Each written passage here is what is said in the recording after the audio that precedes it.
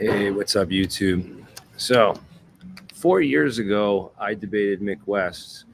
Can't really find it if you search Mick West, Jeremy Riss in the YouTube algorithm, but if you go to Mick West's channel, search Mick West, go to his channel, and then go to the search bar right here on his channel. You have to do this on a computer. It doesn't always work on the mobile app. But you go to the search bar and you type in Jeremy Riss or alien scientist. And if you type in alien scientist, you'll find my video right here. And you guys can watch that. So I'm going to play this for you now. And we're going to go over some of the stuff in here because a lot's happened in the 4 years since this debate. We went down to Washington, D.C. to the Senate hearing on UAP and tried to present some evidence to Gillibrand. She acknowledged it. Seemed like she was interested in it.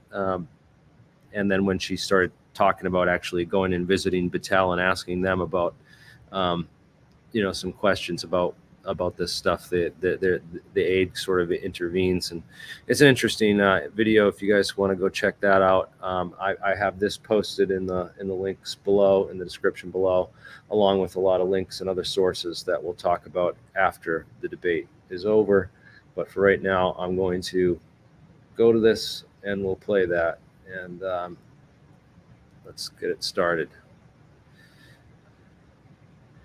He ended it after an hour. Shermer went 2 hours, 3 hours with me. So this one's interesting. Interesting to watch. So we're gonna watch it. Welcome to Tales from the Rabbit Hole. I'm your host, Mick West. My guest today is Jeremy Riss, who goes by the name Alien Scientist on Twitter and YouTube, and on his website, alienscientist.com. And he also has a couple of other new websites in process. And we're going to talk about our kind of areas of mutual interest. I looked at his website, and it's got a big section on conspiracy, and it's got a section on debunking called the Debunk Bin, and a bunch of other stuff about technology and aliens. All stuff that I'm very interested in, so I'm sure we'll have lots to talk about. So, Jeremy, welcome to Tales from the Rabbit Hole. Hey, thanks for having me on, Mick. So, yeah, I was fascinated by your website, and of course, we've kind of chatted very briefly on Twitter about these types of things.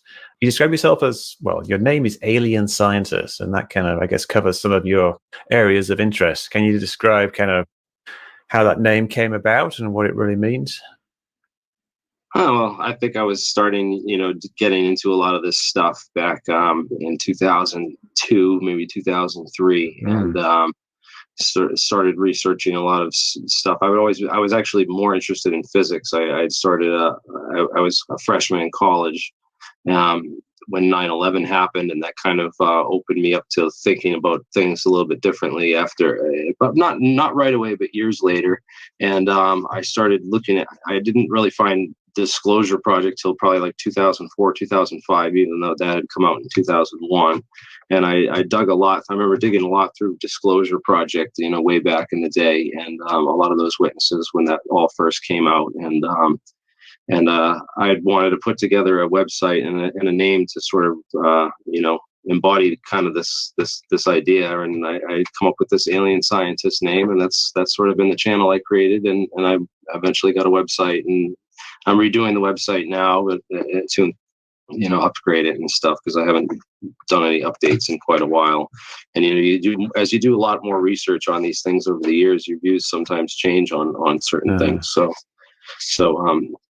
I want to talk about that a little bit. I want to talk about some of the things that we maybe agree on, some of the things that we maybe disagree on, because there's a lot of overlap, and we study a lot of things of similar interests with a different eye of skepticism and interest as well. So I guess why don't we start with something that we agree on? In your debunk bin, you have a section on chemtrails.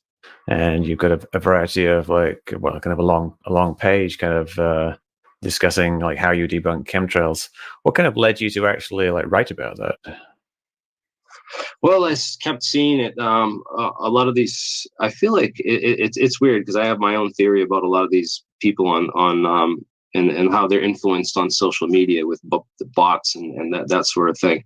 But I kept seeing a lot of this stuff reappear on my feed about chemtrails and all these other conspiracies. I remember back when Sandy Hook was a thing that was a real popular one that was going around a lot, and as well as the Boston bombing, the marathon bombing, which happened right here in Boston. And I'm from Boston. I lived there for a couple of years. So I did my own investigation right here locally, like right after that had happened, and went to try to, see if I could find any kind of follow-up evidence for any of the conspiracy theories. And I found that a lot of it was just made up stuff, and it was, a lot of it was fake, from my own investigation. And I put together a whole page on that, as well, with some of the videos that I took. I actually went to the scenes and filmed the blood on the ground where the pipe bombs went off in the street, documented these things right away so people couldn't say that they were made up later, or that, they didn't happen, or that, they were different.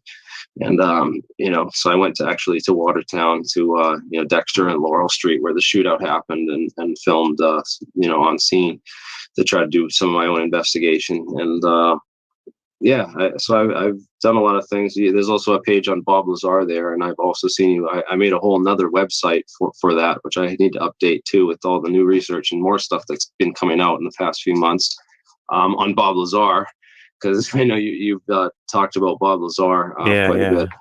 He's the guy who claims to have worked at Area 51 and have had first-hand experience of alien spaceships and handled Element 115 and a whole bunch of things that seem rather suspicious.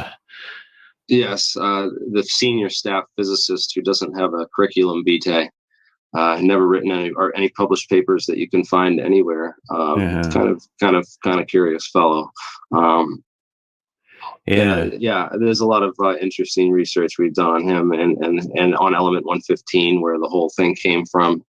I sent you a lot of stuff on that when it was first getting, it's gotten quite a bit of attention, and I'm really surprised that Joe Rogan had him on and didn't show him the same kind of questioning and skepticism that he shows a lot of his other guests on a lot of other topics. I was kind of surprised at Joe's it's almost like he's swung back into the whole UFO thing, like full bore. He used to be a bit more skeptical, because he used to be like a big believer in the moon hoax, that we didn't land on the moon, and then he kind of flip-flopped back the other way, and he's had me on a couple of times, and I'm very skeptical, and then now he seems to be a believer of Bob Lazar, which seems a bit bizarre to me.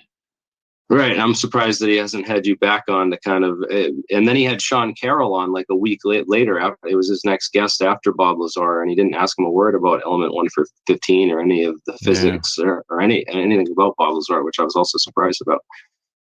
Well, maybe I'll get to go back on and clear things up a bit more. Although it probably won't help that much. I think Joe's just really interested in aliens, and obviously you're very interested in aliens. I mean, your name, Alien Scientist, it's about I guess alien technology. Would you describe it as that? Yeah, I'd always been interested in gravity and anti-gravity, and also classified spacecraft. Like Richard Feynman was the guy who got me into physics, and of course he was recruited out of MIT at like 18 to go work on a very top secret project called the Manhattan Project, which built the atomic bomb. I'm sure you're aware of it. Yeah. But it involved hundreds of thousands of people, and the government was able to keep it secret for years, and it sort of got me interested in the belief that maybe it's possible that the government has recovered stuff. This whole thing of Roswell, the whole point of Roswell that's ever always intrigued me has been the idea that there was something else recovered, and there was a material switch, and that Project Mogul was of course a cover story. That's what all the conspiracy theorists sort of cling to. So my whole focus has always been the materials that these people reported. And, some of the skeptics and debunkers say, well, they didn't report those right away. It wasn't until 15 years later that people started coming out and talking. But that's also could be consistent with a cover up, too, because the people were threatened not to talk. So I try to give both sides like a benefit of the doubt, but really look for, concrete evidence. And one of the interesting things that I watched back in the day was a documentary called The Case for Anti-Gravity. And this was back in like 2000. It had to have been 2001 or 2002 that came out, maybe even in the late 90s. But at the end of it, he briefly mentions Edgar Fouché, and he was an Area 51 employee, and someone I actually later got in contact with and tried to do a lot of follow-up research with, and he was actually one of the first people that really like showed me that Bob Lazar wasn't the real deal, and that he never worked out there, and that like we went and did this whole investigation. We got all the satellite photos of S4 and Papoose Lake going back, to the Russian satellite photos going back to the 60s, and we like went through like chronologically and traced it out. Has there ever been a base built at Papoose Lake? Was there ever something there? And we've pretty clearly shown that there's never been anything out at Papoose Lake. That this whole S4 facility was based on rumors that he'd heard about a place called Site 4, and that it's really kind of crazy that all Bob Lazar gets all the attention when it comes to Area 51, but the guys like the Roadrunners and T.D. Barnes, who actually worked out there and are the real veterans, that like people don't even pay attention to those guys or really talk about them and their stories, and they have a lot more interesting things to say, I believe, than Bob about what goes on out there, and the things that they can talk about. So do you think that so your theory here is that an alien spaceship crashed at Area 51 and the government recovered it, and they've been using the technology that they've extracted from that spaceship? No, well, that's not my theory. That's not my theory. That's not my theory. That's the theory that goes around, and I look for evidence of that theory, and I found a lot of evidence against that theory in the scientific record of just this alone, right? I always throw this in their face, and I say, here, this would have happened, and we would have seen this happen in the 1950s, for example. This is something I point to. I say this would have happened in the 1950s had we found something at Roswell in late 1947 that caused all this. This would have been developed, and this would have like come out. So your theory is that because technology didn't advance fast enough, then nothing was discovered back then. I don't know. It's a good case against it. I say it's a good case against it. I don't say that. I try to point out that it's a good case against this sort of thing. That if this really did happen, we'd see more evidence of it in the record. But the thing is, I feel time and time again, I'm tracing things back to the real theory and real people, humans that worked on this stuff. Mm-hmm. And I think it's almost like a disservice to the scientists to say that we got this from aliens, or that it was, was given to guys like Vannevar Bush at MIT, who is supposedly head of the MJ-12 commission. Okay. So like with aliens then, so you don't think that we've developed alien technology from Roswell? Do you think we've developed alien technology from aliens at all at some point? I don't see the evidence for it, because I trace things back to the origins of kind of Area 51 and how it started with a guy named Edward Mills Purcell and Project Rainbow, and he won, of course, the Nobel Prize for nuclear magnetic resonance and understood a lot about how electromagnetic waves interact with matter, and a lot of the research that, from what I've seen, a lot of the research that goes on out there is related to, electronic countermeasures and electronic countermeasures, and basically how to fool radar, and how to be invisible from radar, and how to evade radar systems and build stealth. Stealth has been like number one on a lot of their lists for years, and it has. I don't believe that they've ever had a site similar to what Bob Lazar describes, where they have a hangar full of these, crashed alien spacecraft, and with all these different models and types from different star systems and whatnot. I think it's a fantastic story, and one that I was a great part of my childhood. But growing up seeing this on Unsolved Mysteries back in the 90s, but it's not a part of I don't see it as a reality, because the technologies, the way the technologies developed, it would. I saw an interview with you. I think it was at Alien Con. Oh yeah, you were there. I thought you said there that you thought that there was some technology that came from aliens. Is that not true? Well, that's the idea. Is that that's what's coming out now. That's what Elizondo is alleging, and that's what these people from the Stars Academy are alleging, that they have material that's been recovered from aliens and stuff. But you disagree with that? I don't know. I don't know what to believe. I'm certainly a skeptic, and I don't think that a lot of the things that they've said so far have been in They don't talk enough about the science, and enough. They have these scientists on their team that should know a lot about these types of things, and they've written and published papers on a lot of really interesting topics that they used to talk about, but they don't talk about anymore. And I think that's very interesting. There's a lot of patents and a lot of stuff coming out right now suggesting, we have some type of technology, or we cracked some type of technology that's on a higher level. And I've talked to a lot of people that believe that, there's a lot of people in the community that even have the theory that we cracked it, 50 years ago, back in the 1950s and stuff. So what I've sort of done, and the whole thing about what we were doing at Alien Con is the launch of this Falcon Space program with my friend Mark there. And what we want to do is basically create a physics lab to do experiments to see. We'll go back in time, and we've already done a lot of the Biefeld-Brown stuff, which is like the earliest. That was the 1920s to 50s and 60s. Again, what we're assuming is that they figured it out. And they had this. We can research and re-go over and relook the history of all these works and put together a whole list of them, which we've compiled now, a long list of all the different studies that have been done into anti-gravity, and we're hoping to basically like redo them or replicate a lot of them, the ones that are within our budget or within and we found a lot of other people and scientists and other labs that have already done a lot of these experiments themselves, and we're asking for their like support and help, and basically trying to rediscover this technology if it exists. And in the process of doing this, we haven't found anything yet. Right. So you're saying you're looking at all these papers where people have claimed that they've discovered some kind of anti-gravitational effect. Well, not just papers. I'm looking at replicate it. Well, these are real U.S. Boeing, Lockheed Martin. These are real aerospace studies that were, some cases $1 million, $500,000 studies, and there's even ongoing studies that are particular interests that are going on with DARPA. Right. Currently, like the quantized inertia stuff, DARPA has a couple million into that right now. I don't understand why you would be doing it. I mean, we want to replicate it ourselves because we don't know whether you can trust. We want to. You can't trust anything on the internet nowadays. It's kind of like the experimental method is the best way to prove to yourself or prove to everyone else that this does work or it doesn't in fact work. Because there's all kinds of people claiming that this is how you do it and this is how it works. And then if we want to be like that beacon of we're going to actually try it, and if it does work we'll report it, but if it doesn't we'll also report it too. So have you done any experiments yet that have produced results? We haven't got any positive results yet in any of our experiments, but we're hoping to have some coming up that are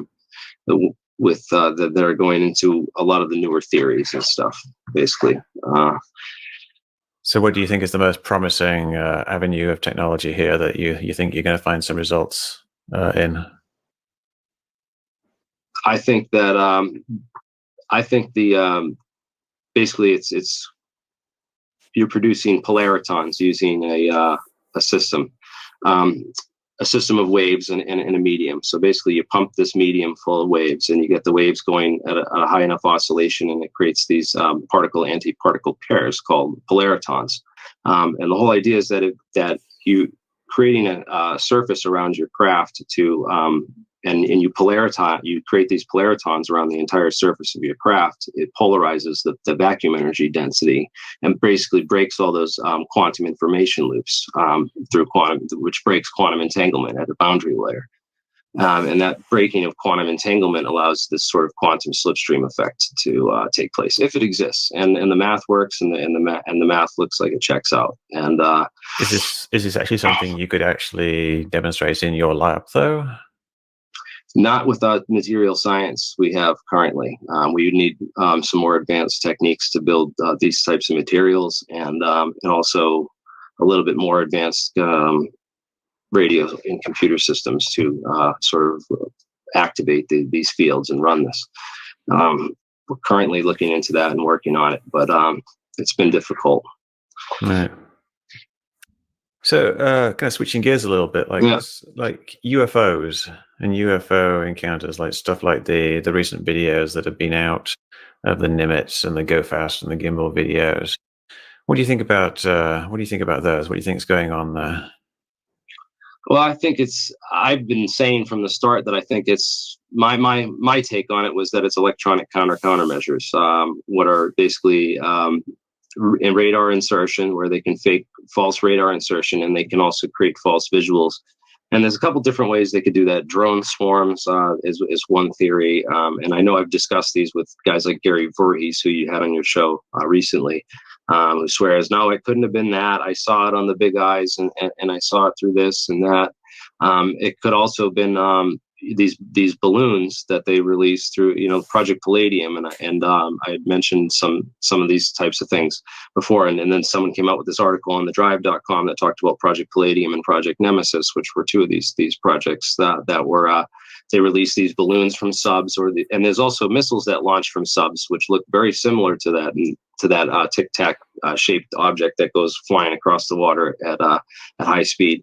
So there's any number of very human explanations for these things, and I lean towards human explanations because you look at where it occurred. It's right in a bay where about 60 miles from where the U.S. Navy has a U.S. Navy SEAL training station at San Clemente Island, where they do tons of tests for the U.S. Navy.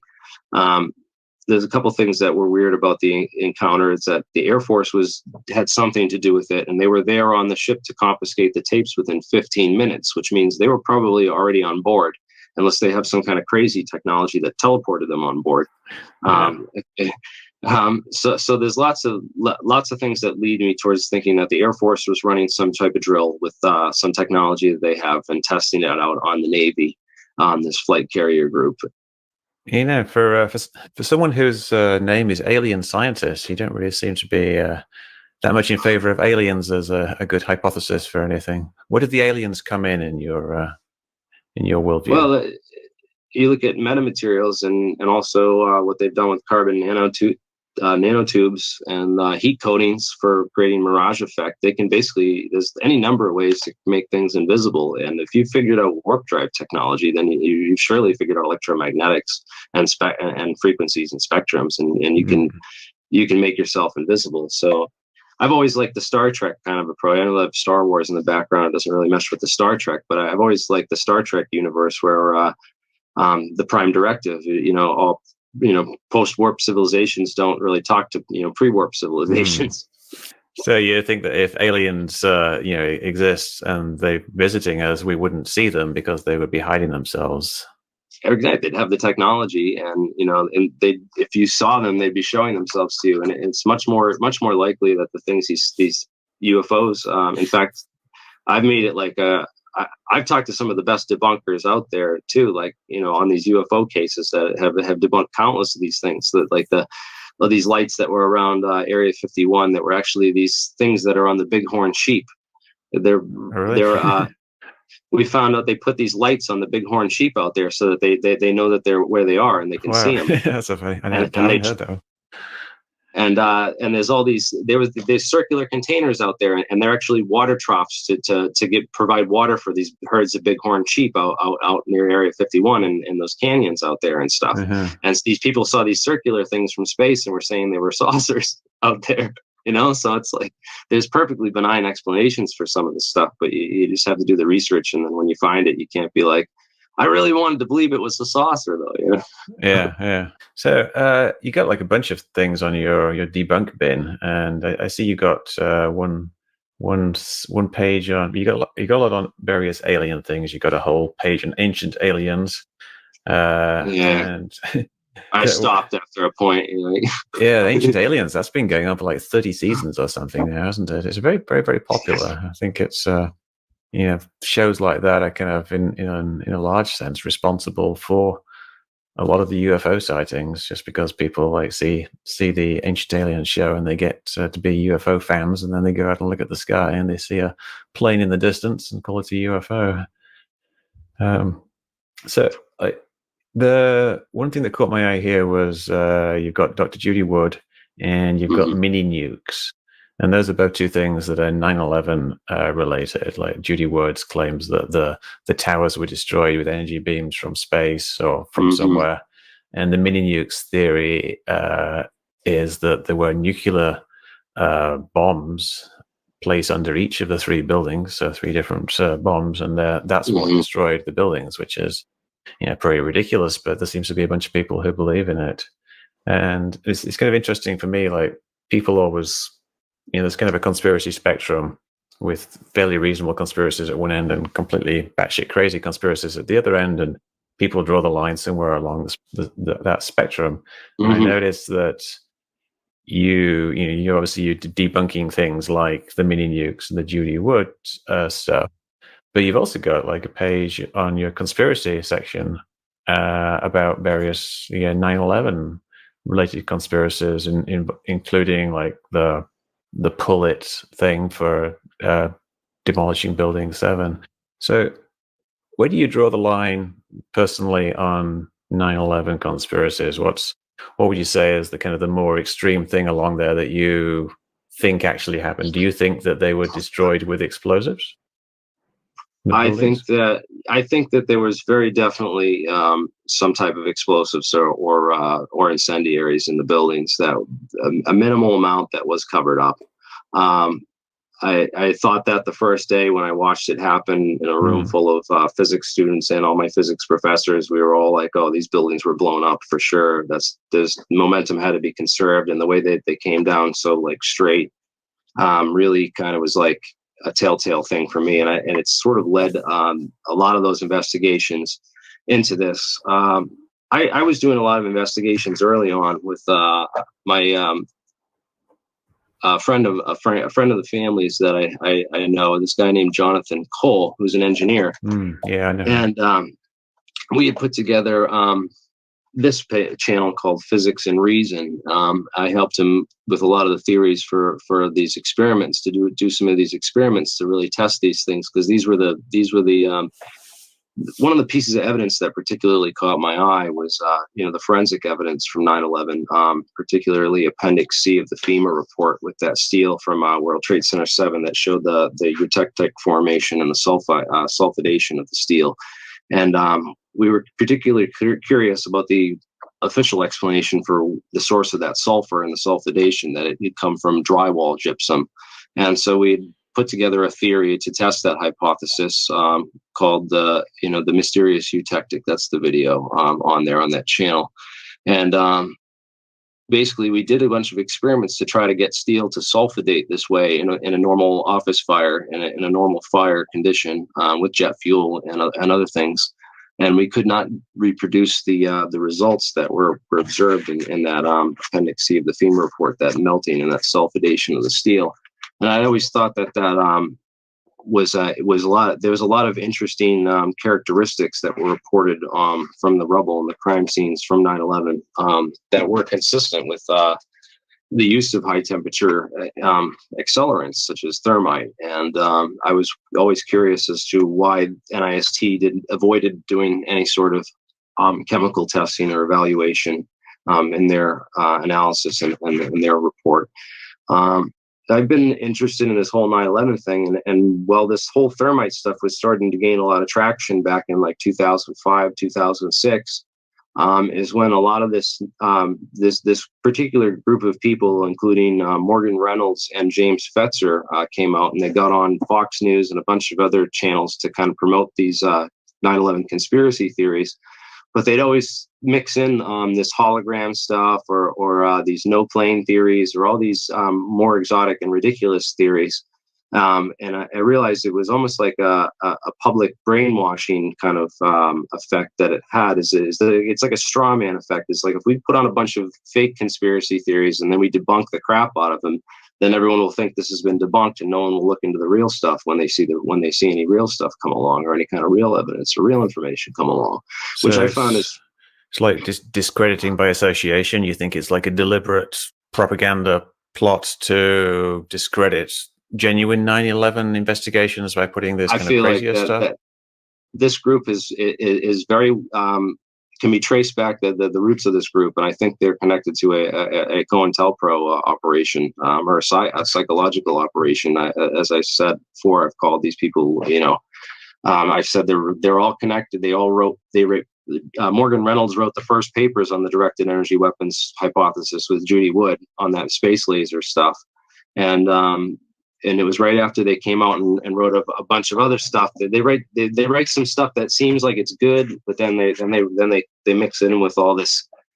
Judy Wood did this floor by floor analysis and built this whole physics model of the collapse of the World Trade Center floor by floor, and show it and built this really nice model of the map and the calculations for how it would work. But then she came out right after that with the space laser stuff and was saying, that the cars were toasted, and all this evidence for nanoparticles of aluminum and oxide and iron oxide and aluminum weren't nanothermite, but they were created through vaporization of building materials through the space laser dustification, I think she called it. All the iron, the steel turned to dust, which doesn't really make any sense on a kind of a molecular sense. The energy release there would be kind of large, I think. It would be a couple. I think it was 9.6 terajoules or something. I have the numbers on my website. It's been years since I did all that stuff, but one of the best articles that came out was Kevin Ryan. He put this article out on who could have rigged the World Trade Center with explosives. Kevin Ryan of Dig Within, his blog. I think he's done some really interesting. He raises some more legitimate questions than all the other 9/11 researchers I've seen out there have raised, and especially there's a lot of ideological groups within the 9/11 conspiracy movement too that I feel they're trying to blame it on the group that they hate the most, and it's so it's really they're just looking at it from this one side, and then you look at that whole Karl Popper a view of skepticism. It's that we have to look for disconfirmation as well as confirmation, and too many of those people just go out and search for all the facts that confirm what they want to believe, rather than trying to find things that disconfirm it as well. And so I think it's important for skeptics to take kind of like both sides of that, not just make a mockery of everything, try to take it a little bit more seriously. And when you look into these things, because you might be overlooking something, especially with the way that I've seen all this stuff set up with, the other 9/11 stuff with what I believe, Judy Wood came out with this whole space lasers thing, and she immediately started a campaign. They emailed every single physics professor from every single college, and I know because 3 of them that I talked to, I talked to a lot of physics professors because I talk about a lot more than just 9/11 stuff. But three of them that know me know I talk about 9/11 stuff. Sent me the Judy Wood stuff back in so they were mass emailing this material out to the community and to a lot of people. And I think that's the disinformation campaign. It's done intentionally. Let's just take a step back there for a second, back to where you first saw the collapses. You said you were in a room of physics students, and the physics professor was there, and you knew, I don't know about everybody else in the room, that because of what you saw, that there had to be some kind of explosives being used. Yeah.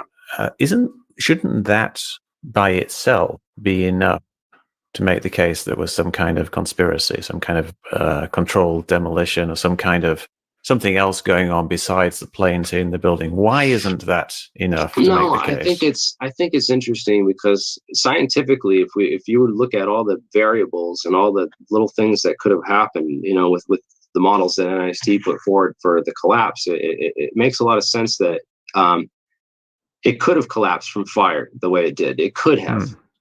I say that it could have because it could have in a perfect universe where everything was symmetric and everything worked out, and the laws of physics worked just right. It could have collapsed just from itself and not from explosives. And I think that's the reason that they've gotten away with it, is because you're able to kind of have this scientific level of ambiguity within a certain level of research where there's enough disbelief that people won't look into it further. I think that's the reason they've gotten So if it could have collapsed from fire alone, then why did you immediately think that it couldn't have? Well, you can make the case through random statistics. I mean, you can make a case. It's exceedingly unlikely that it did the way it did, but you could statistically still make the case and still argue it.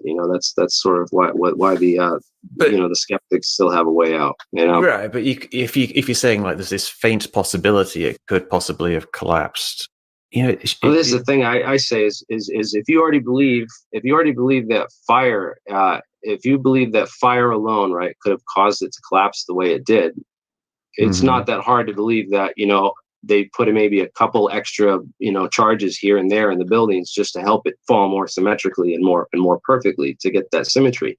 If you can already believe those models that it could have collapsed from fire, it's not that much of an excess to believe that there were only a couple explosives inside the buildings to bring them down. Because this thing wasn't loaded. It didn't light up like a sparkler, and there wasn't giant pools of molten steel. There were pools of molten steel underneath the buildings, and even Leslie Robertson, one of the World Trade Center engineers, reported him. And I have a video clip of him talking about that. I don't think he said there were pools of molten steel. He said there was some molten metal dripping down. Something that he saw underground when he was examining the subway, I believe. Yeah, there was dripping, like molten metal dripping, rivers trickling steel, and there's no way of knowing if it was steel or not. So.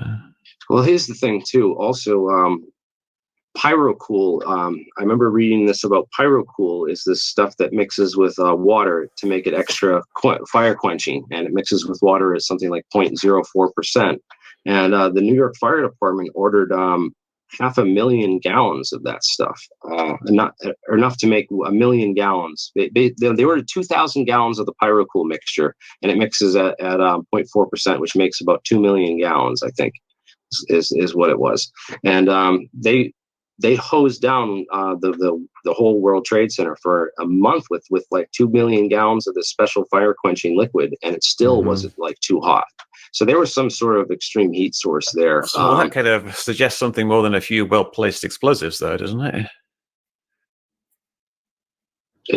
Well, that's what I'm saying. It's not that hard to believe. It's not that hard of an excess to say that there could have been some thermite in that building to bring it down. Especially when you start going into like, well, who had the access to the buildings? Who designed the security systems? Who are the people involved with all that and stuff? And that looks. Those two things don't really seem to mesh there. You said that it's quite easy to think that there were a few well-placed bits of thermite to bring down the building in a more symmetrical manner, and then you're saying there's this incredible amount of heat that took months of cooling down afterwards. Well, that's the physical evidence. So do you think these few well-placed explosives are going to create a huge ball of molten steel that takes months to cool down? I mean, how would that work? What's the physics there? Well, what's the source of that molten steel? It wasn't the jet fuel?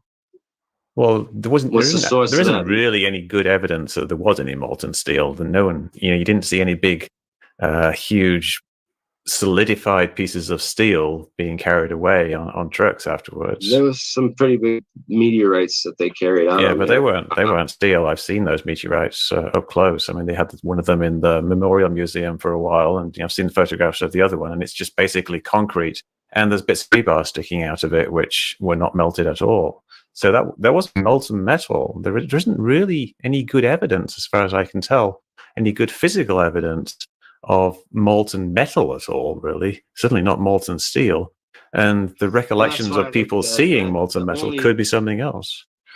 Well, they didn't do a lot of metallurgical analysis. They selectively analyzed the steel. A lot of the pictures in the FEMA report were, handpicked there, and they looked, some of that steel looked suspicious, but even the pieces that they gave were very hand selected, the few that they did give up for analysis. And very few of these pieces have ever undergone real metallurgical analysis, and the few that did, the ones I pointed out in Appendix C of the FEMA report, show some pretty interesting melting and high temperature corrosion of the steel that still hasn't been explained by any experiment that I've seen. There was a study done on that. I can't remember. It was some university. I'm thinking the University of Warwick, but that doesn't sound right to me. But it's a university begins with W. And they did the study on that, this bit of steel, and it looks like it's very, very thin, like it's been burnt away somehow. You know where it is. I'm just saying that for everybody else's benefit. And they studied it and looked at the crystallography of the steel and examined it carefully. And they said, yeah, it's probably from some kind of chemical reaction. But part of their results were they said that it would have taken several days to go through this whatever process it was. So Right. if that was correct, if that analysis is correct, then that would mean that it would have to be something that happened in the pile and not actually in the towers. I mean, are you familiar with that study at all? No, I'm not. I haven't seen that one, but if you do find it, please send me a link. I'll definitely check that out. What that is. Yeah, I mean, I'm still looking for answers. I go back and forth on a lot of this stuff from time to time, but it just seems to me that if they should have had an investigation where more of these people were investigated and more of these avenues. It seems to me that crime scene was cleaned up way too fast and in way too much of in a sketchy manner of them, getting rid of so much of that steel so quickly that it's only led to more conspiracy theories. And the thing is, though, they weren't really thinking about conspiracy theories at the time. It's not like their priority was let's clear up the conspiracy theories ahead of time. It's more like they were let's try to rescue people who were trapped in the rubble, and then let's try to recover the bodies. That's not true at all, because the last person pulled out of the World Trade Center alive was William Rodriguez, and he was pulled out the day after. And after that, they stopped finding bodies. So that excuse, they were still looking. They were still looking for live people for a day or two afterwards, but then after that, the priority. No, it was pretty clear right away that there wasn't any survivors from the disaster scene. That was left. Yeah, certainly within a day or two, I think it was fairly clear because they didn't find anything. But the priority after that wasn't recovering, live people; it's recovering bodies. Because essentially there was a few thousand people there. Because they actually cleared out World Trade Center 7 first, and that was evacuated. So that theory is wrong. Because they needed to clear that for access because it was blocking the roads, because it fell on the North roads behind World Trade Center 7. How convenient. Well, I'm not sure what you're suggesting there, but one of my interviews I did was with a structural engineer who worked at the World Trade Center site, and he read a book.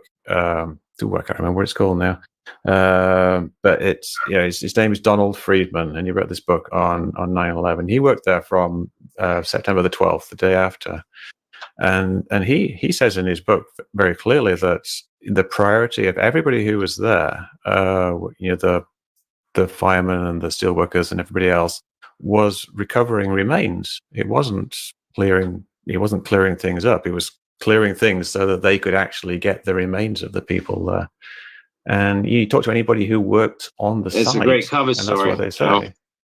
It's a great cover story, is all I'm saying, is that, it's a great thing to tell people. It's a great motivating thing to tell people. So you think he's lying? If you're the one in charge, if you're the one in, no, not them, but if you're the people, like the mayor of New York, certain people that would have been in charge of those types of things and were in charge of ordering those things. It's the perfect excuse. It's something that I've looked into, quite a bit.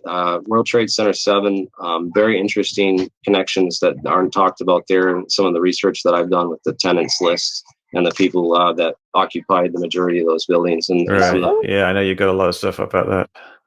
Actually, that Donald Rumsfeld, he sat on and Dick Cheney sat on the foreign advisory board for Solomon Smith Barney, the bank that owned 85% of the floors in that building, which I thought was an interesting fact, that they were so closely connected to that. They quit their positions at Solomon Smith Barney on that board just prior to taking office in the Bush administration. I think that would kind of work both ways, though, because they would they would know a lot of people who would be killed there if they worked with Solomon Smith Barney. Well, not if anyone wasn't killed, if the buildings were evacuated.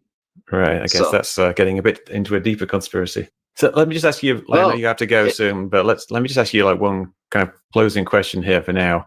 How have your opinions about the 9/11 conspiracy theories changed? Are there things that you used to believe in about 9/11 conspiracies that you now no longer believe in?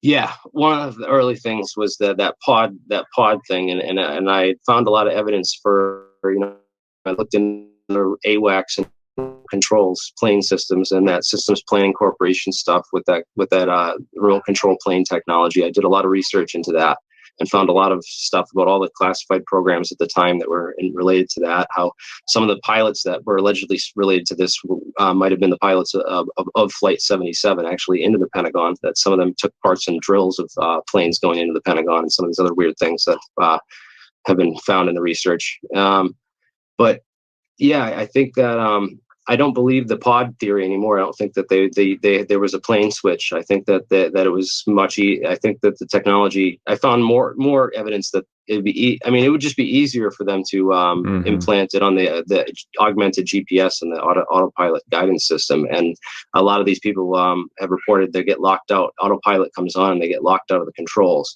And that is what I think happened. It would be easier to implement that type of system than it would be to implement a drone switch and a plane switch, and then a deboarding and getting rid of all those people that were on board the plane, or the idea that they went to work for secret government programs and they faked their deaths on 9/11 to change their identities and all these other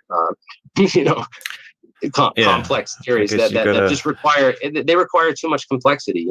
But then you also think that maybe Solomon Smith Barney evacuated the buildings before the plane hit. Well, yeah, they did. That's you try to look for. This is speculation, not you're confusing speculation on what they did with the planes with what actually happened with World Trade Center 7 as far as them evacuating the buildings. That's not speculation. Oh, okay, right. Yeah, I was thinking. I guess I was thinking of the people who died in the towers, which was another big company. Right, Otigo, the text message company, Otigo, that supposedly sent text messages to certain people within the towers that didn't show up to work. And there were certain interesting people that didn't show up to work at the towers that day. One of them was that guy, L. Paul Bremer, who went on MSNBC and gave us actually the first, he's the first person that fingered bin Laden as a suspect for the 9/11 attacks. And he actually worked for Marshall McLennan, and his office was right where Flight 11 hit in the North Tower. And he missed work that morning and gave us the first pronouncement of the official theory. And then he later went on to become the Iraq occupation governor. So he's definitely on my list of potential suspects. There's always lines, connections you can draw. Yeah. Right. Because I tried to basically look for as many connections that you can draw. Like, who are the people that involved and who got placed in important positions of power after 9/11 to do the things that 9/11 was supposedly, if it was a conspiracy, so we could go into Iraq, we should look into those people that were placed in charge in Iraq, because they might have, and it's interesting that he has that tie to 9/11 as well. Do you think there's ever like a temptation though, just to draw too many lines and you're just kind of making connections where they don't exist? How do you safeguard against that? If they don't exist, then then there's nothing to this, and no one will find. But the thing is, if people start digging in and they start finding more stuff. And that's where the research goes. That's where it's all about research. Is where do the lines go, and where do they lead? Are you actually are you chasing a red herring here, or are you actually following something that's new and legit, where it's going to lead you somewhere and lead you to other things? That's a decision that everyone has to take as a researcher and as a skeptic and as a scientist, I believe. Do you think the 9/11 research is going to go somewhere ultimately? I don't. The thing about 9/11, right, is the people that pulled it off understood that the most important and richest and most important economic factors, oil industry and the military industrial complex, are going to be behind you, and they're going to support you, and they're never going to push for a new investigation. They're both benefited. They all benefited from 9/11. Like all the top commodities, all the biggest money makers, the oil, the oil and military industry. If you got them in your pocket, man, it doesn't matter. Like no matter how many architects and engineers sign on to 9/11 Truth, these people are never going to have an investigation, because it's, at the end of the day, it's all about the money. It's all about the Benjamins, and they're raking in the dough right now. So I don't think that they're too concerned it's ever going to happen. I think this research is important for people out there on the internet to kind of want to, dig in and learn more. But I don't think it's ever going to go mainstream, because the media is too controlled and contrived. And I don't think that it's ever going to have an investigation, because the people that benefited from it have so much power.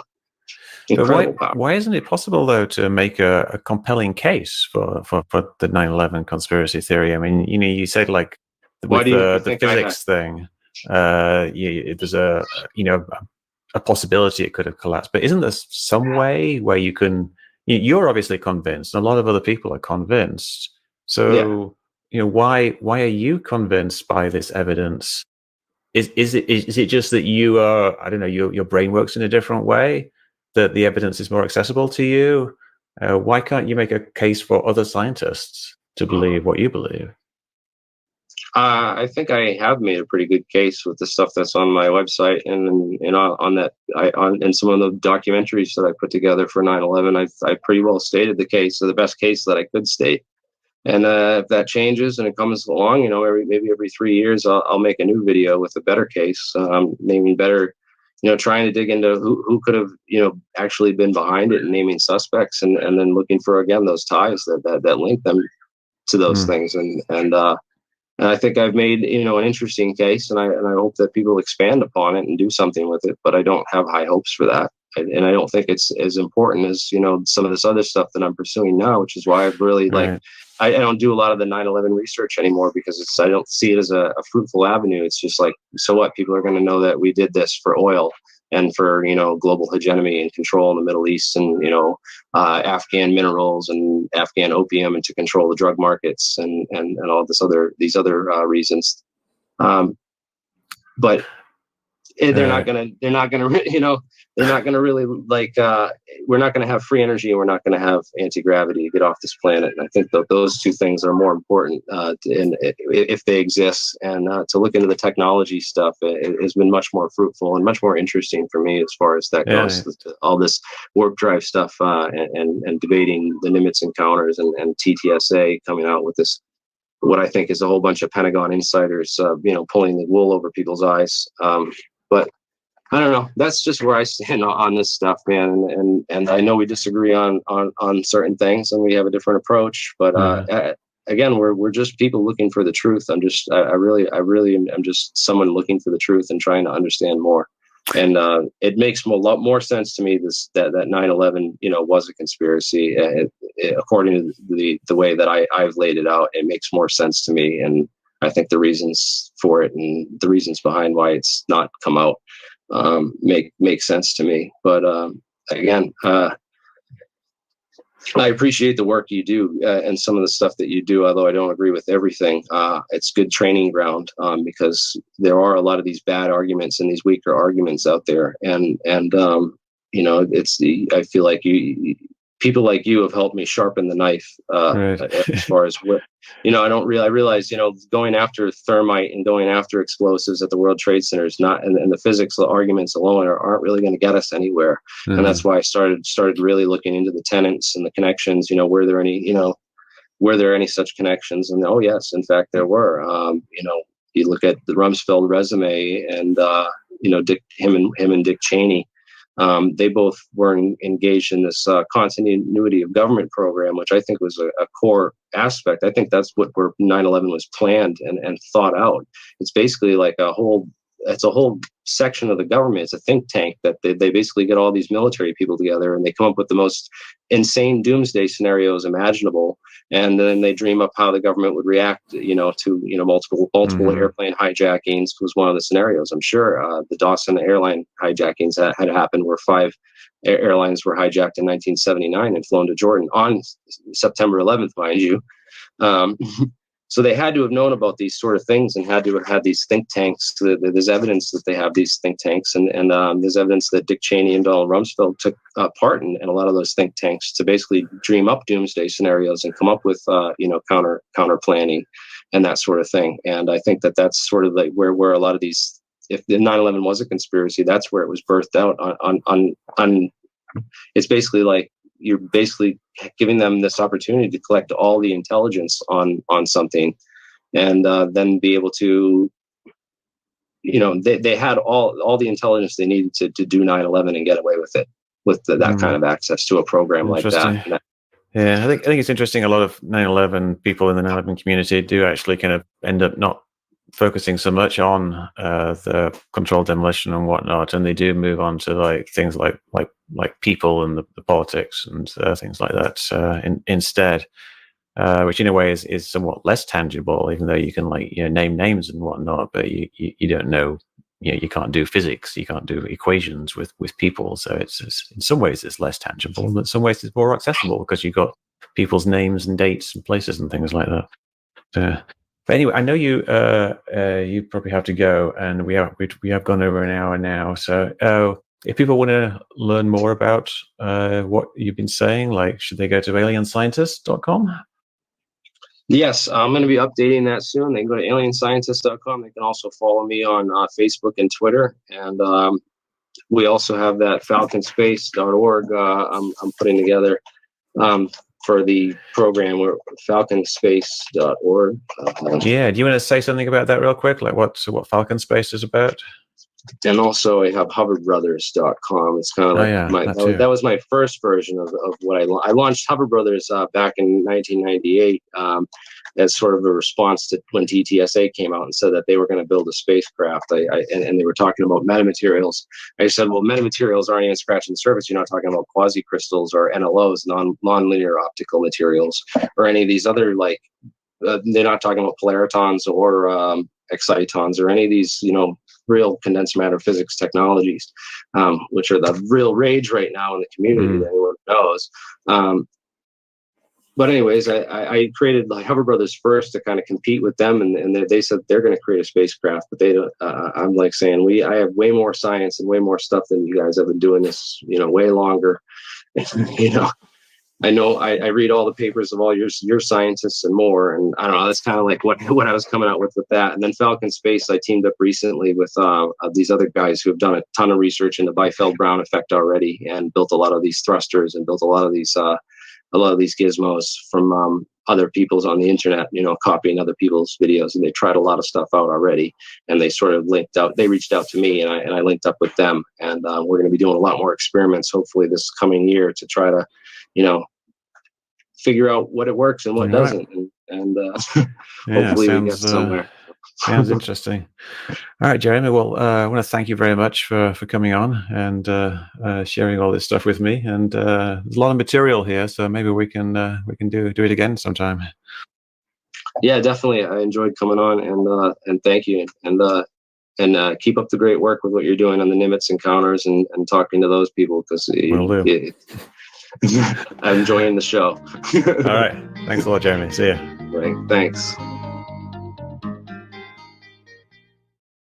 All right. What did you guys think, huh? All right. We got some. I opened this up too so people can join. Let me just post that link again here. I got some people in the background. There's one person here who's Matt.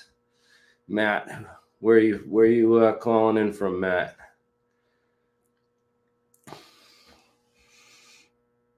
I don't see him.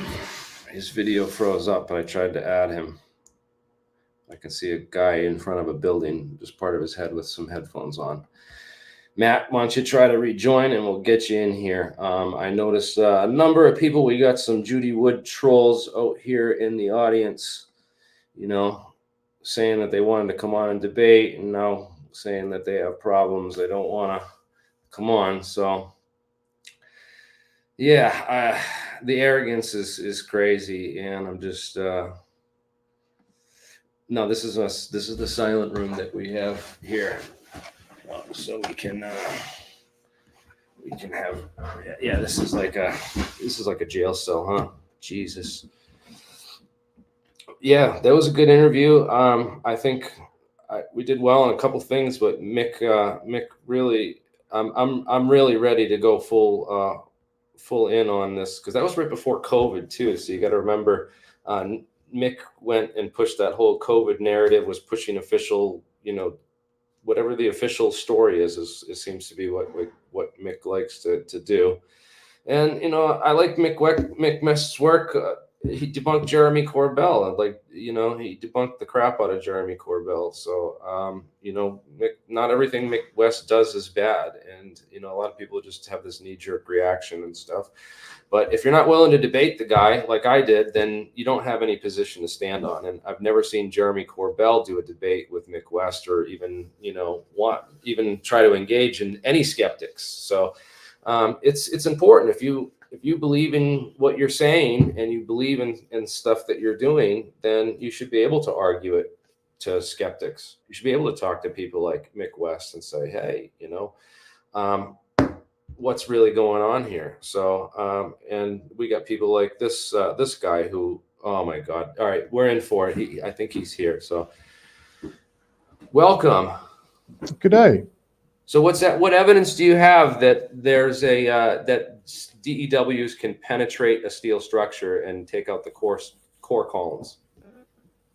You basically just look at the rubble pile at the end of the day after the buildings went away. I thought you Because said if there you was look at no the rubble rubble pile. pile, you can't see the enough steel on the ground being able to rebuild the towers whatsoever. So how do you explain that sulfide eutectic that's on that Appendix C of the FEMA report there? Sorry, man, I can hardly hear you. Let me just see, where do I set? How do you get sulfur from? How does a DEW create sulfur on the steel? Where does the sulfur come from? That's part of the metal transmutation that happened. So can I really? share screen and show you a little bit of stuff, because you just want to get into a scientific aspect when one can only look at the observable evidence and look at all the various anomalies that cannot be explained by thermite, bombs, nukes, or anything like that. It's completely different. You obviously know very well about Hutchinson. Yeah, all of it effect can be and all of explained those by things. thermite. You've tried to, Judy Wood tried to explain the presence of the thermite that they found. She tried to say that, oh, this is a DEW that, you know, vaporized the steel and turned it into iron. Well, what was the building built out of? The building She was said built that out on of Coast to Coast steel, 2011, her interview on and Coast it's to Coast. basically oxidated, and you had aluminium cladding around the building. So if you powderize all of that, and you're going to have a chemical Okay, show me an process experiment where you've happening, done and that's this. why you find the sulfur. And especially if you go back to the Niels Harrod paper and Stephen E. Jones way back when, even the basic premise on which they did their test was completely and utterly flawed, because they used an aluminium particle on which they did the chemical analysis of it, and you'll always get it there. Dennis Rancor was in a science debate in 2020 where he showed exactly what was wrong with that paper. It was a completely and utterly flawed paper. They've never, ever submitted a request for correction to You guys NIST have where tried they so hard to included debunk molten the metal or thermite stuff, thermite. and then They've you never put out all this. mentioned that once. They've tried so hard to debunk this thermite stuff, and they've put out so much disinformation over the years to really try to throw people off. But the fact is that the HTAs, Mick West, his whole argument to me in that debate, right? You saw it was the whole, where was the slag? Why isn't there slag, evidence of slag? Well, I had a friend of mine that actually was going on and talk about this for 4 years because we wanted to not preemptively throw off the evidence trail, because what happened was a lot of these 9/11 memorials were going up. So in Myanmar and a lot of the steel was shipped to China and melted down. The evidence was destroyed. But a lot of that evidence was saved, actually, believe it or not. And so they're putting up 9/11 memorials with original World Trade Center steel. And some of it was like the steel that they thought was going off to be destroyed, and it hasn't been like tampered with. I mean, they had guys at the construction site with, you know, John Gross and the NIST guys. They have this laser that could ignite thermite. It's the same kind of laser they use to take the rust off of steel and take the paint off of cars and stuff. So they had all that like on site, and they were sweeping a lot of the evidence that was going to the, you know, the fresh kills and the stuff that wound up in that warehouse that Jesse Ventura showed on that episode of Conspiracy Theory and stuff. So a lot of that evidence got scrubbed. And a lot of the evidence, but a lot of the real damaged beams were the first to be shipped off to China because they thought all that stuff was going to be destroyed. But it turns out some of that stuff was saved and actually is being put up in these memorials. So some bright investigators got the idea to actually go to these, you know, memorials and investigate that World Trade Center steel and actually, you know, take physical samples and stuff. And I had a whole bunch of those pictures from a guy that was sending me that stuff. His name was George Orwell or Blair. What's the Eric Blair or maybe Winston Smith? Winston Smith. One of those guys. Yeah. I had to mute you guys. You're just talking and not making sense. So yeah, I don't age at all, man. It's the secret is not drinking coffee, and if you don't drink coffee, it's I don't know. I'm just saying that. I don't think it is. You know what? Actually, I think it is something even different than that. Because I watched a video. I don't know if you saw the recent video by Pyro, but he's got me. This one really. I gotta show you guys this one because this is. And we'll get back to the 9/11 stuff, but. Yeah, that new video by Pyro. Go watch that because now it makes me want to go get tested because I'm 40. I'm over 40 and I can't grow a beard. So go watch that video. It's pretty crazy. But anyways, yeah, okay. I'll let you. Do you have any evidence of anything that you're saying? Any experiments that I can go look up? That I can go see, Dude, like example of this happening. I'll That's show you. just We cut vertical steel beams with thermite. And we showed that it could be done with a small amount of thermite, and we disproved popular mechanics. We said that couldn't be done. So I mean, we do real experiments that actually prove our hypotheses. So I'd love to see your actual experiments where you know, because you claim a lot of things in the chat, like the steel was dustified.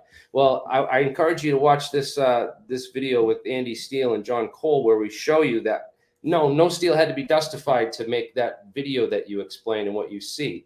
It all just could be smoke coming off the beams and dust coming off the beams. He puts a bunch of baby powder on the structure and then drops it, and it makes the same thing. And that these Judy Wood people say that's the steel dustifying. It's molecular dissociation. Do you have any proof of that whatsoever?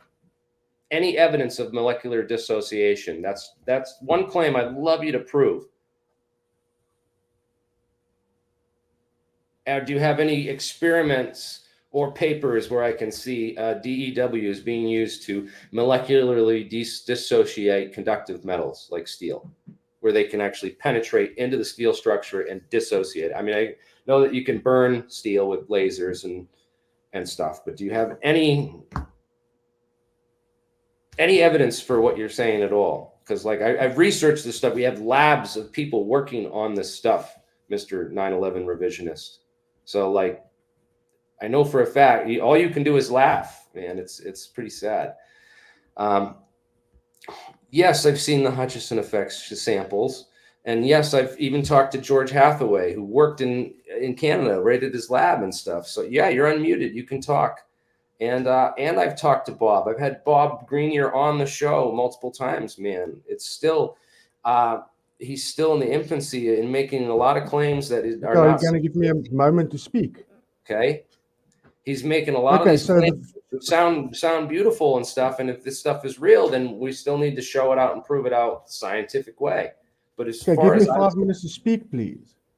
I'll give you 5 minutes. Go for it. And then I'm gonna just go for it. Go for it. All you. You got the floor. Couple of anomalies that I want to see your face, man. What's your real name and your face? There's no reason to see my face, dude. Because I think you're a disinformation agent, and I show my face because I want to show people who I am and be open and honest. And I hope that you'd like to do the same. At the end of the day, let me have my say, and let's see. Can you explain the lack of a seismic reading? Can you explain the fact that you had 16 people survive between floors 2 and 22 without being a 500,000 ton building crashing down upon them? They weren't burnt by molten metal coming down. They weren't blinded by flashing lights. They weren't deafened by loud explosions going off. They basically walked out of there. And then you've got the strange levitation effects all over the show. You've got the changes in the Earth's magnetic field. You've got with Building 7, where everybody's saying, oh, yeah, it's coming down due to controlled demolition. Show me one video where there are loud explosions going off. And then at the same time, explain how a 230,000 ton building goes down, leaving a seismic reading of 0.6. When you have the Seattle Kingdom of 20 stories that weighed 130,000 tons that left a 2.3. And you can't go and say, no, but the seismographs or whatever didn't work, because earlier that year you had a 2.3 earthquake in Manhattan that was registered. Bro. So you know that the bedrock can Can I carry just a ask you a seismic question? reading. And actually there were Can I no ask you a S or question, P man? waves on the. How does this bring justice to anything on 9/11? How does this bring like the people who did it to justice? How does this put them in a court in The Hague? How does this get them in front of a jury? It doesn't. What you're speaking is absolutely irrelevant, completely stupid, waste of time nonsense. And I'm just going to cut you off right there, because it's absolutely ridiculous that anyone would listen to this right now, because none of this matters and none of this is going to lead to 9/11 justice or anything. Okay? If we want to put the people who are responsible for this, we have to go looking for them, and we have to first.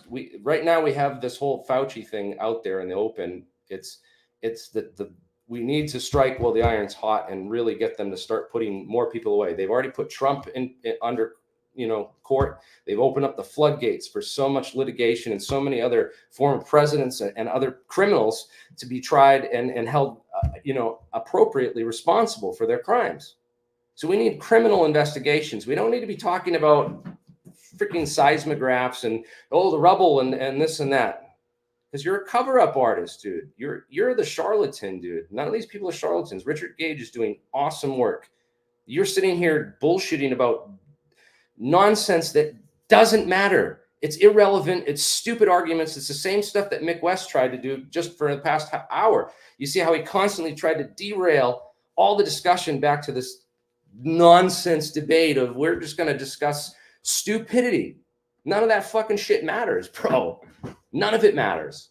And no, I'm not projecting. I'm speaking the truth, dude. You want means, motive, and opportunity. Okay? You need to look into who bombed the World Trade Center in 93, who was hired to engineer that cleanup and reconstruction. So who got all the access to all the blueprints was a company called SBC Tridata Corp. SBC is Systems Planning Corporation. Systems Planning Corporation managed the reconstruction of the towers in 93. They're the ones who know how to blow it up in 2001. So they had all the engineering details on all that. NIST showed how Building 7 could easily have been brought down by column 79 is this bridge column that went over this whole electric substation, this whole substation that was basically Building 7 was built on top of another station. So the structure of it is very, very unique and special. So a little bit of thermite on some key beams is all it would have taken. You don't need specialized high Hutchison effect, molecular dissociation weapons that leave no seismic signatures and on all that nonsense, dude. You don't need any of that. And seismic readings, it's a 1 over r squared. It drops off as 1 over r squared. So the further you are away as your seismic reader, the lower your signal is going to read. And you gave no indication of where the seismic signals or the data was taken from. And it just shows you haven't done any research into this. And even if you did, this is not the research you need to be doing, because you're just going in a stupid direction that's just going to get you lost in Mick West debate land. You're a joke, dude. No. Do not read Judy Wood's book. Judy Wood's book claims free energy lasers destroyed the World Trade Center and turned it into dust, and the buildings went poof. Okay, she is an idiot. Okay, that book belongs in the trash. They used thermite. That book is written by disinformation agents who appeared right after Stephen Jones appeared on Tucker Carlson. Those people didn't exist in the literature or anywhere out there anywhere before that. And they've been promoted and pushed out there by people like 9/11 revisionists to basically distract and derail all the main arguments and push people away from real evidence, to get people lost in seismic wonderland, and not talking about SBC International, who had all the engineering blueprints for the buildings, and then SBC Tridata Corp, redid the World Trade Center in 93, and then in 2000, early 2000 or late 1990s, they were working on the remote control airplane technology that was installed on all those Boeings that they wanted to be able to shut out hijackers before they could strike, and they could just shut out the cockpit controls and fly those planes from the ground. So if the 9/11 hijackers even tried to do what they say that they did on 9/11, they wouldn't be allowed to, and they would have been shut down before they even could. Yeah, you can look this up. SPC Tri-Data Corp. They're the ones who did the investigation on the 1993 World Trade Center bombing. They're the ones who had all the blueprints and knew how to blow up those buildings and knew how to bring that stuff down. Okay.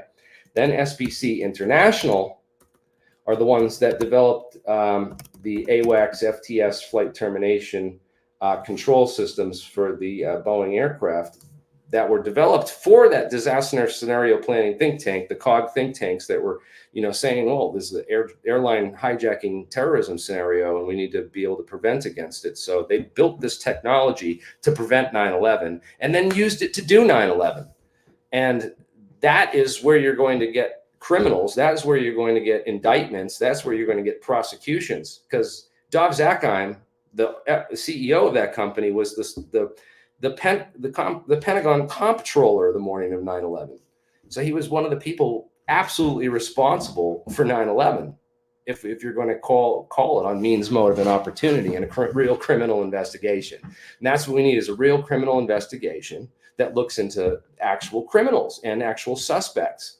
And no, this is nonsense. This guy is a clear and perfect example of everything not to do and everything to avoid if you want the truth about 9/11 and you want the truth to come out.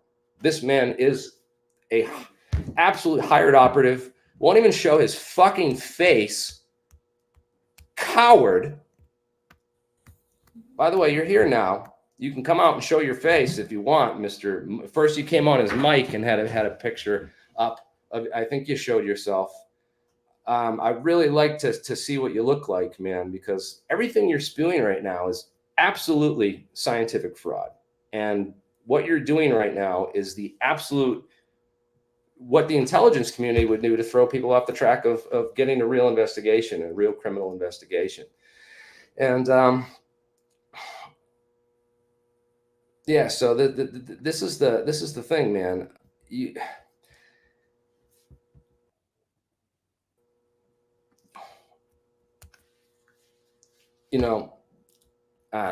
this guy just makes me sick, man. I've gotten into so many debates with this guy, and you go and listen to the way he wants me to come on his show and debate him, but he won't show his face. Dude, I've got no show whatsoever. He's here to promote disinformation, man. That's all you've done. You ought to be ashamed of yourself, man. Like, have you named a suspect? Have you ever named a single suspect? Yeah, 23 NIST subcontractors who covered it up, but 2007 QTAM court case that went all the way to the Supreme Court. Go read the papers. Go read the evidence. Give me a name. Presented. Give me a name of who did 9/11.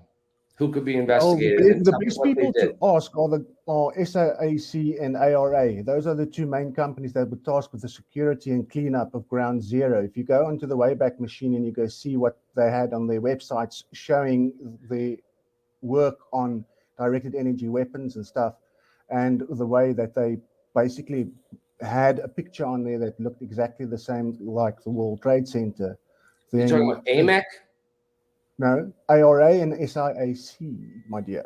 AMEC Corporation. No, AMEC they also rebuilt the Pentagon in the West Wing. They rebuilt the entire Pentagon. Rebuilding. I'm talking about and they cleaned up and cleanup at Ground Zero after the 13th of September, when nobody was allowed to take any video or photographs of the place because the people would have seen the lack of rubble on the day. There's no lack of rubble. There's plenty of pictures of the rubble. You're a liar. You're the same kind of liar as Judy Wood saying that, oh, there's no rubble, man. There's tons of pictures of the rubble, dude. Like, just stop. You have no suspects. The only person that you could name or point a finger to was two companies and stuff. That's such bad research. You should be ashamed of yourself. You really should. And just want to say, This guy's insane, dude. You need energy and beam weapons according to the Greenier stuff, dude. Then show it. Why can't Bob or any of these people, reproduce and demonstrate this? I've talked to Gary, George Hathaway, and these guys who, they were not able to reproduce Hutchison's samples. They couldn't tell how he did it or what he did. So you have no idea what you're looking at, how it was made, and yet you're trying to tell me that, the steel and stuff from 9/11 looks exactly the same, and has to be the same process. And I know the science, and you're being ignorant and stupid. No, I've researched this for like over a decade, and we've worked with the people who claimed this stuff and have tried to replicate it. Not once have anyone been able to replicate a beam weapon, interferometry, laser scalar weapons, or a Tom Bearden hyperdimensional portal laser. No one's been able to produce this stuff and actually show it in a lab. That's a problem. That's a big problem, dude. And a lot of people did report explosions, dude. And then you have guys like this coming along, saying that nobody reported explosions. There was no, seismic readings when the towers fell, and there was no steel on the ground. And it's just, this is nonsense, dude. Anyways, yeah, you'll see these guys around a lot. Ignore these people. They're absolute disinformation trolls. They're like basically flat earthers. They're trying to like install blatantly false narratives so people think, oh, this is just stupid and these people are idiots and I'm out of here. But the reality is, you can go to my 9/11 playlist. It's heavily blacklisted. I'm going to be getting on more debates about 9/11. People are up for this now. I mean, before 4 years ago, I'd be banned from even trying to talk about this kind of stuff. In fact, 4 years ago, when the whole COVID nonsense was really rolling out and the pandemic in full effect, I took all my 9/11 videos down off the internet so I wouldn't get shadow banned and taken out. Like, they were taking out channels completely that were truth channels and people trying to tell the truth. But now that all the truth has come out about COVID-19, the virus, the vaccine, and Fauci's involvement in actually funding the Wuhan lab gain of function research and all that. Now the truth has come out. People are really opening up, and they're ready for 9/11. And we need to make sure that when they hear about 9/11, they hear about Dick Cheney and Donald Rumsfeld working in Building 7, right next to their buddy L. Paul Bremer from the Ford administration, who worked right in the North Tower. For Marshall McLennan, his office was right in the impact zone where the plane hit. And then the day of 9/11, he misses work and goes on to tell everyone that this was Osama bin Laden and that we need to invade Iraq and Iran. And, he led the Iraq invasion. Paul Bremer led the Iraq invasion. All these people were set up in the World Trade Center, set up in the Bush administration, and they all had 9/11 planned and did this, okay? These are the people we need to pay attention to. We need to talk about their connections to this Pentagon program with the COG, Continuity of Government program, the disaster scenario planning think tanks, how they were planning for multiple hijackings at the same time. They knew this sort of thing could happen. They had made contingency plans and networks for this exact type of event. And then they developed the technology, which they installed on the aircrafts that were used on 9/11, which should have prevented 9/11. But they literally could have just taken over the plane and flown it into the building remote control. And so you have that technology built by SBC International, the same sub company that investigated the World Trade Center and rebuilt the World Trade Center in 1993, had all the World Trade Center blueprints and access to it. So you have to look into this. Dov Zakheim is an author of the PNAC document, Rebuilding America's Defenses, where they claim they wanted 100 years of conquest in the Middle East, and they needed an event like Pearl Harbor to get it all started. So that's all written out. We have guys like Dov Zakheim. That's means he has the technology. He's at SBC International. He's got SBC Tridata Corp. So he's got the blueprints and the how to bring the towers down. That's means. Motive, it's right there in the Project for the New American Century. It's written right there. That's their motive. They want to go to Iraq, baby. They want to go into Iraq. L. Paul Bremer led the Iraq invasion. He worked in the World Trade Center. Opportunity. What were they all doing on 9/11? It's not hard to believe at all, man. It's really, really cut and dry, straightforward. And I just want to thank 9/11 Revisited, or whatever your name, Revisionist, 9/11 Revisionists, for showing up and showing us all what a complete, absolute shill government disinformation looks like. You've done a great example. I'm glad to have you in the chat, because I can be like, this is what the shills look like. This is their tactics. This is what they're doing. This is how to avoid it and how to counter them. So thank you for that, so people can know. They will come across you people, because there's more than one person at the CENTCOM or Fort Meade, where they have the counterintelligence cybersecurity office for the military doing this kind of stuff. So I know who you people are, know who you work for, and yeah, you're fucking done, dude. Like, go do something else with your time, or blow the whistle on your bosses. You know, expose the people who you're working for, because obviously, like, it's the time's come. The truth, we need the truth, man. Like Larry Silverstein, everyone talks about Larry Silverstein, bro. Larry Silverstein, the insurance company that he got the policy from was AIG. AIG was convicted just 7 years after 9/11 of running reinsurance scams. So this is a whole, insurance fraud scam that was run on the World Trade Center by the insiders who owned and leased the buildings. So it's like, it goes so deep. They also had the insider trading stuff that was going on connected to the World Trade Center security companies and stuff. So all of it absolutely needs to be investigated. And if we keep focusing on the suspects and the culprits and accountability, we're going to get them. We're going to expose this thing, and this is going to be history, man. And if you listen to people like 9/11 Revisited, and you want to talk about a convo about seismic readings, and we'll get lost in data and irrelevant facts that have absolutely nothing to do with justice or the people who did this, and bringing them to exposure and accountability, and will just make you look like a paranoid, ridiculous, retard conspiracy theorist so they can easily marginalize and debunk, then listen to 9/11 Revisited and follow everything he's talking about and telling you to do. But I've been doing this a long time. I've listened to experts who've taught me well, like Mike Rupert, author of Crossing the Rubicon, one of the Michael C. Rupert. That's Crossing the Rubicon. That is one of the best books ever written on 9/11. And everyone should check that out if you haven't. And also watch his The Truth and Lies of 9/11. And that will help you really understand and put in context all this stuff, like. You've read it. Oh, nice. I'm glad. Gary, it's awesome seeing you here, man. I'm glad you're getting in all this stuff, man. It's like all the QAnon bullshit conspiracy stuff is being exposed. That's the surface layer stuff they put out to the public to poison pill them. And I'm really glad that we're getting real red pills out to the public. And to a lot of people, and that the UFO community is really waking up to a lot of this stuff too, that the deception and the decades of deception that have been going on with all these things, and how they're connected, because organizations like SAIC and Battelle, and these are the companies that are running top secret research and the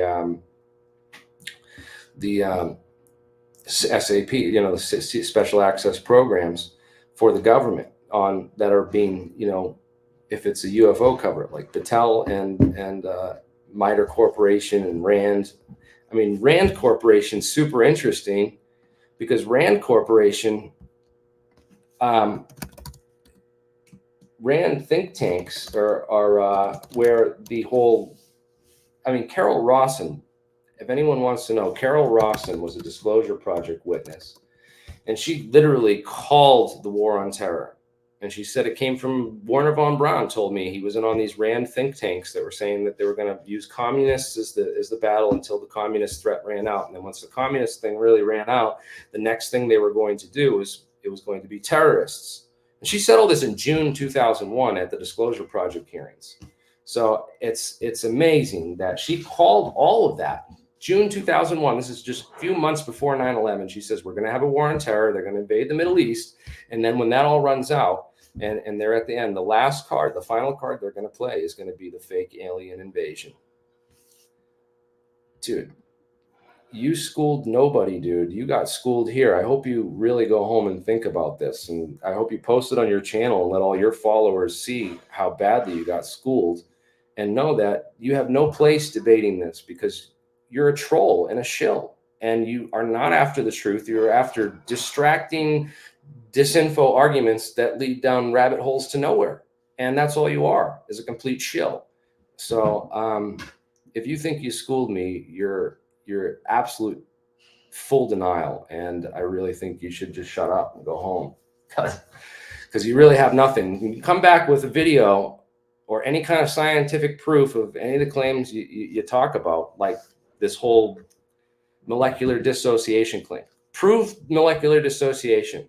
Show me proof. Anything of already proof, man. We have proof. I have the Appendix C of the FEMA report. It's in the description below. It shows the sulfide eutectic and the melting of the steel that they said, was impossible. That steel couldn't have melted, Michael Shermer, who I debated, another skeptic. Have you debated any skeptics? I mean, I would love to see if you got a debate with a skeptic. Although I'm sure that you'd need a special type of skeptic to really handle the stuff that you're into.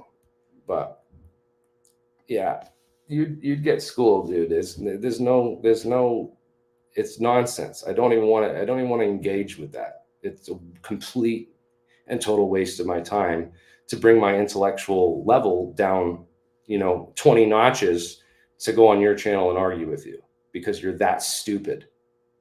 Okay. That mind-numbingly dumb. None of anything have you ever done in any of your work has led to justice or exposing any of this, bro. Woken tons of people up.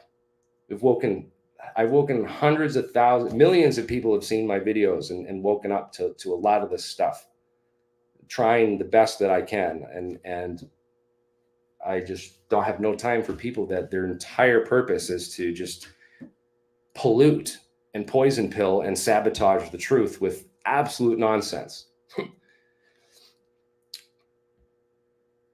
Anyways, Wookie's got a question. Do you believe in other life forms out there in space? Just answer once and no other question being asked.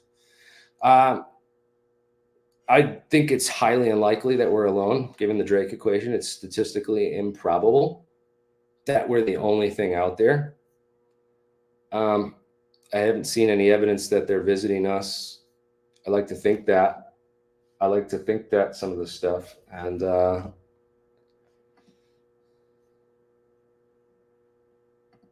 dude, I name names.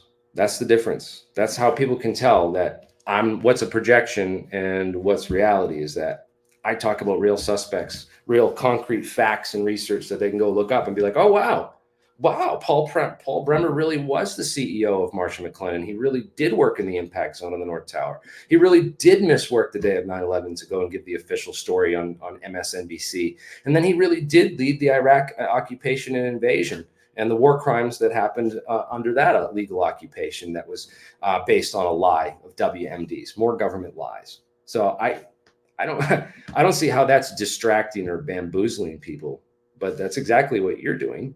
I add sources, names, dates. All my material's real and verifiable. You want to distract people with talk about no planes hit the buildings and the buildings didn't really hit the ground and they were vaporized in the thin air by magical advanced free energy dustification weapons. Get the hell out of here, dude.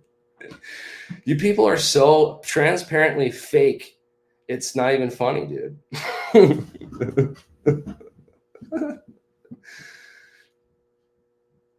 Yes, please. And when you show your face, I'll let you back in. He's still here in the background too. So when he shows his face and brings his camera in, I'll bring him back on. But until then, dude, I want to see what my disinfo agents look like. You know what I mean? Dude, Ashton has a huge following and a huge support network for that stuff. So I was just like, he's let him go and tell people and get about a lot of this, technology and stuff. And those who are really ready and want to learn stuff, they can come to this channel and talk to some real scientists on the stuff. But I try to be nice to everybody, because we're all on a kind of a journey and in our own ways. I don't, I try to be nice to people, man, so, to a point. When they get to this point where they're insulting me and calling me names and stuff, then I'm gonna bite back a little bit with some ad hominems and that and whatnot. But I've tried just to like give everyone and everything the benefit of the doubt. I say what I think, but I like to keep open-minded too, because it's like, hey, maybe they did teleport a plane, but prove it, until we get like the technology. I could come out tomorrow and someone's like, dude, I teleported this tennis ball. Like, this is how to do it, and that would change everything, right? So you got to be open-minded, It's like I can say that DEWs can't vaporize steel buildings and can't penetrate the aluminum cladding core to the core columns of the building and really take out the core of the building with a electromagnetic based weapon because of skin effect, surface effects, and Gauss's law, and just a number of just basic physics. But I could have all that proven wrong in an instant if YouTuber out there just makes a video and shows me, hey man, this is how you do it, and this is, so you don't, that's all you need to do is do the experiment and show others how to reproduce it. And we have a lab and a lot of capable people here to build stuff. So thanks, man. I'm glad, man. There's been a lot of awesome people that have come on this channel to really share a lot of great knowledge over the years, man. So it's good to really have the right kind of approach to science, because you look at how many intelligent people, scientists, doctors, and others got totally bamboozled by the COVID madness and that nonsense, because the groupthink mentality overpowers, rational logic a lot of times. So it's great. I'm a limited hangout now, guys. Okay. Oh, now you can get the real, oh, so clear. Thank you for clearing it all up for us, man. That's awesome. Anyways, back to real information. Yeah, you're definitely over the target when those people start appearing and trying to. But yeah, we need to prosecute Fauci, dude. I think that is the main thing right now, is going after the people that created the COVID-19 virus, the people that purposely leaked it, released it. It didn't leak from a lab. It was purposely released there, I believe. And looking into that is going to lead us to a lot of answers to just everything else. Because when you start getting into the NIH, of course, you get into, the anthrax attacks. We're going to talk all about this in my video tonight. I'm going to be back on at 5 o'clock, guys, 5 p.m. And in a couple hours to discuss all of this, the whole connection between NIH, Jerome Hauer, who managed the NIH's response to the anthrax attacks, how he was involved in World Trade Center security and connected to a lot of these people inside the buildings on 9/11 that we talk about as suspects for what happened that day. So the same type of people shows that they set them up inside the National Institute of Health to set up these department regulations, and it's that pyramid top-down controls. All you need is a couple guys in charge in the tops of the right pyramids, and everything else, everyone under them will fall into place. And that was very well demonstrated, that people will fall in line and defy all logic and go along with orders from above in the time of a crisis. That was proven during the pandemic in 2020, and it's the same kind of thing. The psychological tactics that they used on 9/11, of fear of attack, keeping the country safe. All that stuff was used. Look up Susan Lindauer, with 9/11 whistleblower, about how she was used and with the intelligence community. So a lot of this stuff is real. It happens. and it's hushed up, and you'll never be taught it in schools. You'll never be taught it on the nightly news. And that's why it's up to people like us to keep speaking and telling others about it, and sharing that information as much as possible. Like, holy crap. Yeah, we can do this, dude. Yeah, it's not the same tech, dude. You look up some of the techs we were talking about on the Ashton. When I interviewed Ashton, I brought up a lot of these techs because I've forgotten a lot of this stuff now, or lost it. I can't even find some of that stuff now. But yeah, the Freescale semiconductor technologies for the aircraft and all that stuff was much different than the SPC international technology that was used on 9/11.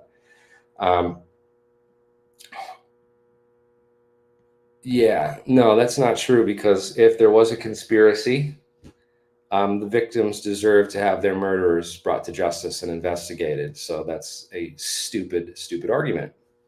If there was no conspiracy, then it's not disrespect either, because they're protecting, in case there was. There's people who actually care and will do the investigation and keep investigating it until the criminals are brought to justice, if ever. So it's the Jersey Girls. You need to look up. You need to look up the Jersey Girls in a documentary called 9/11: Press for Truth. That one goes into it very, very thoroughly. It talks about how, the victims' wives, wives of the people who were murdered on 9/11 were responsible for bringing about the investigation into 9/11. The Bush administration blocked and prevented an investigation into 9/11 for 444 days, over a year. And they were finally pressured into actually opening up the investigation by the four wives from New Jersey who lost their husbands on 9/11. So it's not disrespectful. They'll say that it's disrespectful and call you disrespectful. Meanwhile, they'll hide the facts from you that's not disrespectful at all, that these victims are actually calling for an investigation that has never happened. And then they're lying to you and telling you that, we're being disrespectful by suggesting alternative history. Yeah, they got Kissinger to resign. They tried to appoint Kissinger to head that investigation. It was just a complete cover-up from the get-go. And then, yeah, all those people need to be held accountable. They need to be arrested, put in jail, man. I would love to see Philip Zelikow put behind bars. He was an absolute liar and a cover-up artist for what his role in that 9/11 commission and what they did.